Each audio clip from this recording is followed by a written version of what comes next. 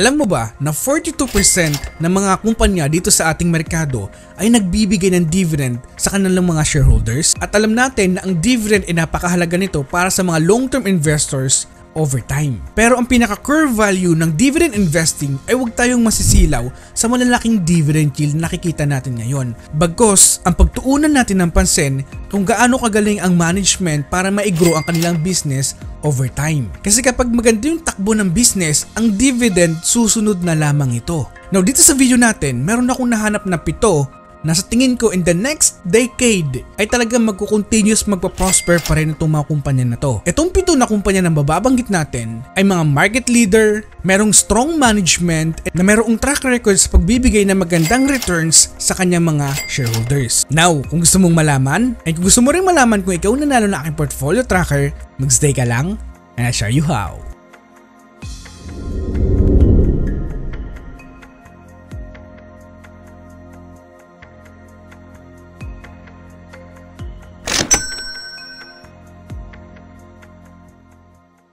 Now, bago ko i-reveal yung 7 na stock, let's understand why dividend stock matter, especially for the long term. Now, dividend stocks are the foundation of steady passive income stream. They can provide financial security and peace of mind, making them a crucial part of any well-rounded investment portfolio. Moreover, dividend-paying companies often have a history of stable performance and financial strength over time. This is a key for consistent payout over the decades. Ang unang kumpanya na nahanap ko ay ang Sun Life Financial Inc. Isa ito sa prominente pagdating sa mga insurance company. Ang pinaka-major highlights nito sa kumpanya ay yung kanilang management quality. In trailing 12 months alone, ang kanilang return on investment ay nasa 10.34%. Ang kanyang return on invested capital over the past 5 years ay nasa 10.83%. At hindi lamang yun, over the past 10 years, pinapakita dito sa atin na ang ganda na kanilang management quality over time. Current dividend yield ay nasa 4.5%. In comparison sa industry's average, pinapakita dito sa atin na sobrang ganda ng kanyang performance ngayon. And also, over the past 10 years, continue siya nagbibigay ng dividend sa kanyang mga shareholders. And also, over the past 8 years, continuous na tumataas yung dividend na binibigay ng company ito. At dahil sa magandang pagbibigay nito ng dividend sa kanyang mga shareholders and also sa magandang management quality, over the past 23 years, ang price returns ay nasa 443%. In comparison sa kanyang total returns including na yung dividend ng company ay nasa 629%. Pinapakita dito over time na sobrang ganda na kanilang performance. And also, lagi niyang nabibit ang US index. Ang susunod na kumpanya na nahanap ko ay ang BDO Unibank Inc. One of the biggest bank dito sa ating bansa ngayon. Ang kanyang market cap ay nasa 713 billion pesos. Ang kanyang revenue ay nasa 205 billion at ang kanyang net income ay nasa 67 billion pesos. One of the major highlights ng BDO ay yung continuous na pag-accelerate na kanilang revenue over time. Over the past 10 years, ang compound annual growth rate na kanilang revenue ay nasa 11%. And kung titignan natin, ang forecast din natin dito sa kanilang revenue pagdating ng 2024 ay nasa 235 billion pesos. And over the past 10 years, ang management quality ng kumpanya ay talagang sobrang ganda. Ang kanyang return on equity average ay nasa 11.2% at ang return on invested capital ay nasa 11.41%. Dito pinapakita kung gaano kagaling ang management to handle other people's money and also to produce profit from their businesses. Ang kanyang dividend yield lamang ay nasa 2.3%. Hindi ibig sabihin na maliit yung kanyang dividend yield ay pangit na ito, no?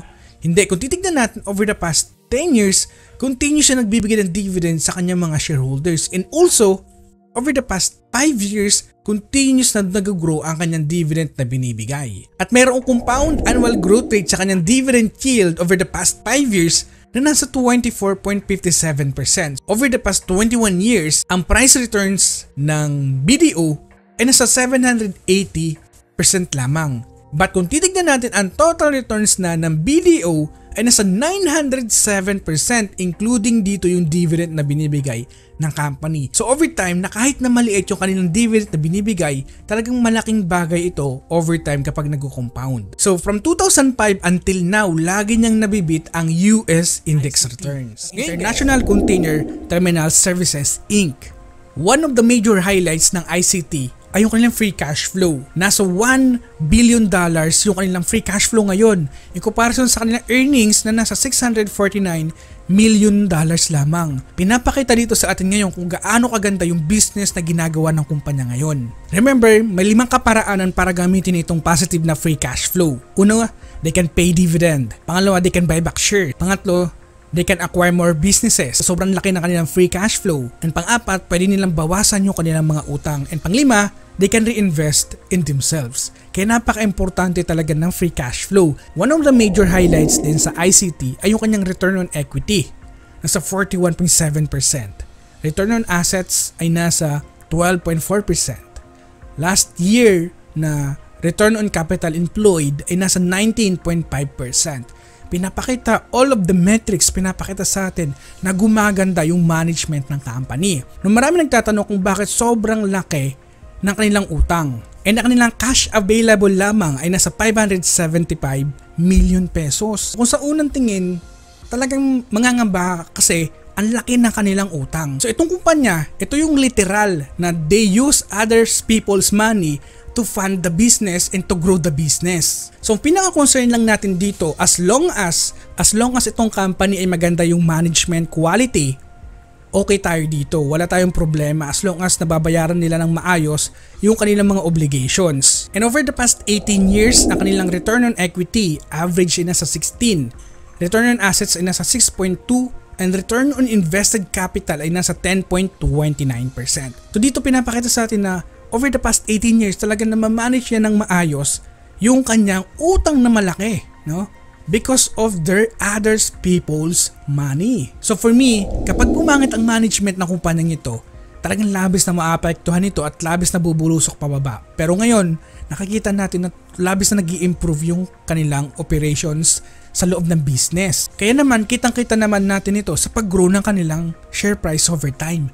Over the past 23 years, ang total returns ng ICT ay nasa 6,370%. In comparison sa SPY, nasa 239% lamang. Pinapakita kung gaano kadominante ang kumpanyang ito compare sa index. Sa sobrang dami ng port ng company across the globe, talagang labis na magbe-benefits ang company ito over time. Kung susunod ay ang Nickel Asia Corporation, ang kanyang market cap ay nasa 84.96 billion, revenue na nasa 26 billion, and earnings ngayon na nasa 5.84 billion pesos. And expect natin in the next coming 2 years na maganda pa rin yung kanyang return on equity in comparison sa industry.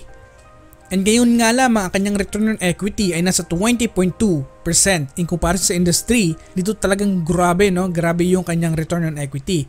Ang return on assets ganun din, nasa 10.7%, return on capital employed nasa 24%. Pinapakita dito sa atin din over the years kung gaano ka-strong yung performance ng management ng company. So in short, maganda kumita ang kumpanya. Ang current dividend yield ngayon ng Nickel Asia ay nasa 9.5%.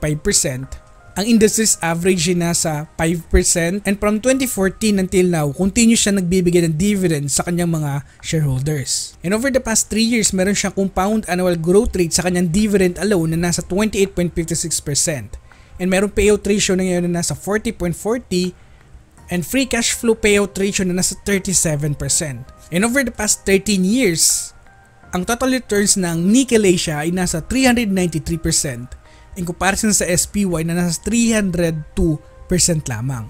Pinapakita na nabibit pa rin itong company ito ang SPY ay ang Ginebra San Miguel Inc. Over the past 7 years, ang management quality ng GSMI ay talagang very exceptional. Sa kanyang return on equity ay nasa 22%. Return on assets ay nasa 12.48%. Return on invested capital ay nasa 33%. Dito pinapakita kung gaano ka-profitable ang kumpanya sa mga pinaglalagakan ng kanyang investment. And sa tingin ko, over time, sa ganda ng kanyang management, mag-grow pa ito ng mag-grow. Isa sa mga major advantage ng GSMI, from 2020 until now, mas malaki yung kanilang cash available kaysa sa kanilang utang. In 2020, nang kasagsagan ng pandemya, ang kanilang total na utang ay nasa 600 million lamang. Samantala, kanilang cash available ay nasa 2.8 billion pesos. At ngayon, ang kanilang cash available ay nasa 9 billion pesos. Ang kanilang utang ay nasa 84 million pesos na lamang. Pinapakita kung gaano kadominante ang kumpanyang ito. At dahil sa sobrang ganda ng revenue ng kumpanya at ang kanyang net income, pinapakita dito sa atin na very quality yung kanilang earnings. At sa kanilang pinaka-latest report, ang free cash flow ng GSMI ay nasa 6 billion pesos na. Halos katampas ito na kanilang earnings ngayon, no? Very high quality talaga ang pinapakita ng kumpanya. And sa pamamagitan nito, they can pay easily yung kanilang dividend na binibigay sa kanilang mga shareholders. So ibig sabihin, kung ikaw isang dividend investor na naka-invest sa GSMI, no need to worry pagdating sa dividend ng company in the next coming years. And over the past 23 years, ang total returns ng GSMI ay nasa 495%. In comparison sa SPY na nasa 235% lamang. And I think in the next coming years, continuous pa na mag-i-increase ang performance ng kumpanya ito. Itong kumpanya ay isang prominente pagdating sa conglomerate stocks. At dahil sa sobrang diverse na kanilang pinagkukunan ng revenue, meron silang coal mining, real estate development, power on grid, construction and others, power off grid, and nickel mining. Pero majority na kanilang pinagkukunan ng revenue ay nagagaling sa coal mining. Nasa 48.9% nanggagaling dito. So until now, one of the major highlights ng DMC ay yung kanilang management effectiveness and efficiency. Kung titignan mo dito, over the past 18 years, ang kanyang average sa kanilang return on equity ay nasa 23%. Return on assets ay nasa 11%. Return on invested capital ay nasa 11.3%. Pinapakita dito sa atin kung gaano kagaling ang management to handle other people's money and also to create profit from their businesses and also to their shareholders. Today, ang kanilang free cash flow ay nasa 36 billion pesos. And another highlights dito sa DMC ay yung kanilang profitability, nasa 20.3% na profit margin. Sobrang taba na kanilang profitability ngayon. Current dividend yield ng company ay nasa 13.7% and over the past 10 years ay continue siya nagbibigay ng dividends sa kanyang mga shareholders. So that's a very excellent performance. Kung ikaw isang dividend investor at naglaga ka ng 100,000 pesos sa DMC over the past 5 years, ang iyong investment ay lumago ng 99.65% and that's around 99,000 pesos na galing lamang sa dividendo na binibigay ng DMC. Dito malaking bagay talaga ang dividendo na binibigay ng DMC sa mga katulad mong dividend investors. Over the past 23 years, ang total returns ng DMC including yung dividend ay nasa 9,182%. Ang SPY ay nasa 246% lamang. Pinapakita dito kung gaano kadominante every year ang company ito compare sa US index. So that's the nakakakilala sa kumpanya. Ito ay isang largest producer ng coal dito sa Pilipinas. And ang mga pinagkukunan ng revenue ng kumpanyang ito ay nanggagaling sa mining and power segment. However, majority na kanilang pinagkukunan ng revenue ay nagagaling sa mining. 77.4% nanggagaling dito. And as of today, ang kanyang market cap ay nasa 149.83 billion pesos. And ang kanyang revenue ay nasa 83 billion pesos and net income na nasa 33.28 billion pesos. Ang kagandahan dito sa SCC, mas malaki yung kanilang free cash flow kaysa kanyang net income. Nasa 35 billion pesos ang kanyang free cash flow. In comparison sa average na free cash flow, talagang sobrang ganda na kanyang pinapakitang performance ngayon. And ang PE ratio pinapakita dito sa atin na very undervalued ang kumpanyang ito. So kung mag-i-invest tayo ngayon sa kanyang current share price, meron 3.3 years, kaya niyang maibalik ang ating initial investment based sa performance ng company ito ngayon. And pagdating sa yield, pinapakita sa atin na undervalued ang kumpanyang ito. Dahil sa sobrang ganda ng kanilang cash flows, ang utang ng kumpanyang ito ay kayang-kaya nilang punan. Kung titignan mo dito, kanyang debt to earnings, wala pang 2 months kung tutuusin, kaya niyang bayaran yung kanyang long-term obligation gamit lamang yung kanyang kinikita ngayon. And ang kanyang debt to equity nasa 15%.